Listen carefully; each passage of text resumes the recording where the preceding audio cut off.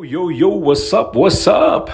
Pang-anim na pala na araw namin dito sa Ancoraje. Haba, may pahabol pa na birthday party.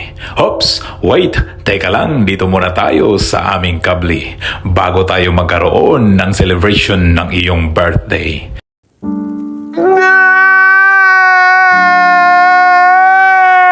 Talaga namang iba ang hatid ng magandang panahon. Well, alam mo na kung ano ang magandang gawin pag ganun.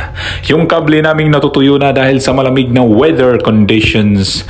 Tara't ating rasahan para naman sa bakbakan matigas at madulas pagdating sa cargo operation.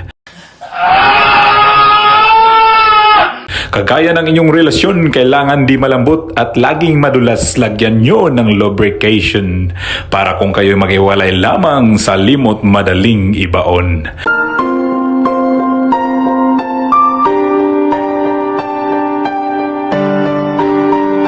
Huwag kayong gumaya sa aming cable, di naman ginagamit pero parang kulang sa attention.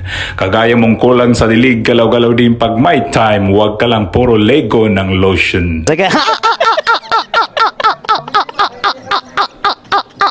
Kailangan talaga ang matinding pagsakripisyo para lamang magkaroon ng ipon. Sa kahirapan ng pamilya ay talagang maiahon. Alam nyo na ang hirap talagang kitain ng dolyar ngayon.